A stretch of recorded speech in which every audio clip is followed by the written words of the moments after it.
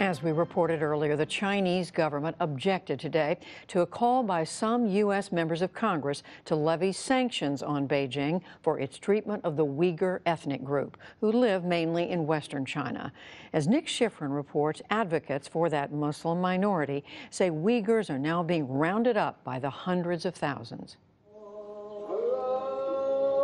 In China's Xinjiang province, to be a Uyghur Muslim is to be accused of having a contagious disease. Muslims from Xinjiang to Beijing have long complained of state suppression, but now they say Chinese repression is stronger than ever. In Xinjiang's Kashgar, where Chairman Mao looms over the city, Chinese police are accused by human rights groups of creating the world's most extensive surveillance. Uyghurs are native to this area and have long accused China of forced indoctrination, as exiled Uyghur leader Rabia Kadir put it in a 2012 visit to Tokyo.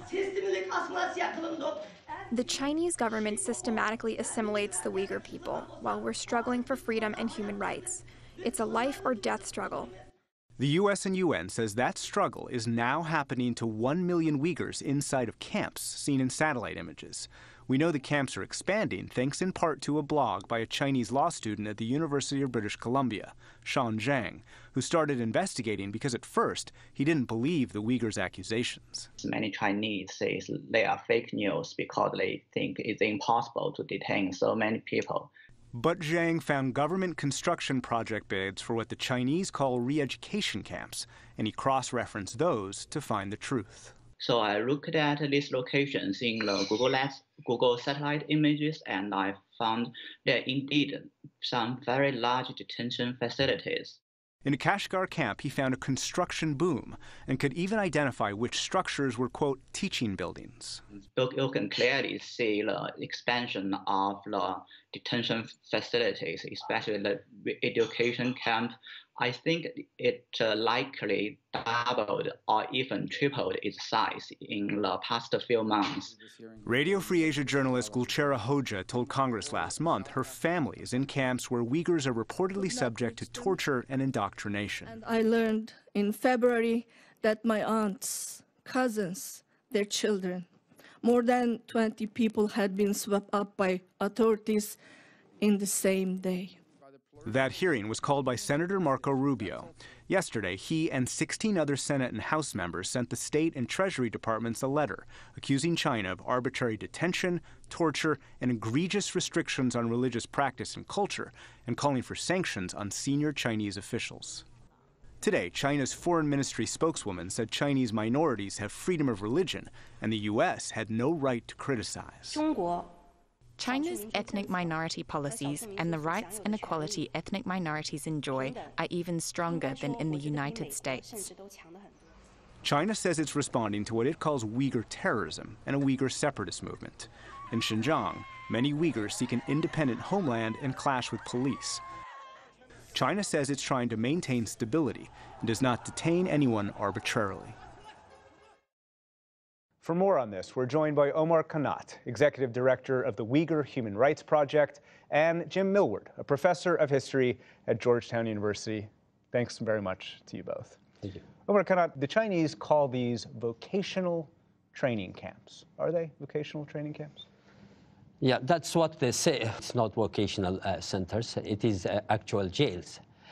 There are a lot of evidences that shows that they are jails. We have victims, we have witnesses, we have victims who spent several months and later released from this I call it concentration camp, and they already told their stories in how people are being tortured in these so-called vocational centers, how the people are insulted, how the people are humiliated, how the people are deprived from food, from sleep, in order to obey what the Chinese guards and the Chinese officials ask them to do. What they are asked them to do, what they are forced them to do is to denounce their religion, first of all, denounce their culture, denounce their even traditions. Jim Millward, there's another line that the Chinese have. They say that there's a serious threat in this area from militants, from separatists. There have been terrorist attacks in this area. Are the Chinese actually worried about stability, and aren't they right to worry about stability? Well, they're certainly worried about stability, and to a certain extent, they're right to worry about various kinds of unrest. What the Chinese do is refer to all violence, any kinds of action or dissent from people as terrorism. And actually, it runs the gamut from small-scale, sort of rural uprisings, maybe farmers with their agricultural tools attacking a police station, to what we would call race riots. So stability is a concern. The problem is their reaction to it, this response to it with these camps, is indiscriminate and it's excessive. It's way beyond anything that good policy would dictate as a response to this kind of relatively low-level unrest. Is this about economic concerns from China and China's Belt and Road Plan? Yeah, this is really President Xi Jinping's sort of signature sort of contribution, and he's very much thinking about his legacy in terms of this. It's drawn on the map as rail lines and roads and the belt across Central Asia. But I think we really should understand it as much broader than that. It really takes in all of Chinese foreign policy all around the world. Loans, some investment, economic involvement all over. So if we think of it simply as a rail line running from Xinjiang to Central Asia, then you think, oh, well, maybe they're worried about Uyghurs doing something to that rail line. But that's a very small part of what the entire Belt and Road is. And moreover, China has security of that key infrastructure in Xinjiang very well under control. There's no real danger to this. There's a recent editorial from the Chinese newspaper Global Times, which reflects state policy. And it says that there was a danger of Xinjiang becoming China's Syria or China's Libya. And therefore, these harsh measures were necessary in order to prevent that from happening. Maintain stability. To maintain the stability, to prevent Xinjiang from becoming Syria or Libya. That's ridiculous. It's absolutely ridiculous. If you've looked at any of the securitization of the region, there are police with boots on the ground. They have facial recognition cameras everywhere. There's no danger of littering, practically. It doesn't have anything to do with the fight against terrorism, fight against extremism. It's a war against the people, to eliminate a people, eliminate an ethnic group. So it doesn't have anything to do with the terrorism. You cannot, it's not an excuse for Chinese government to say that we are fighting against terrorism. More than 1 million Uyghurs are in actual jails, in detention centers.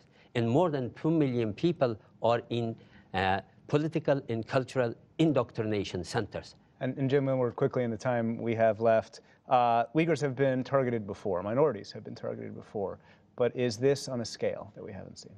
So what we're seeing now is really unprecedented as a human rights atrocity in China. Not since the Cultural Revolution, perhaps, not since the Tiananmen incidents of 1989 has there been anything really this serious that I think the world should pay attention to.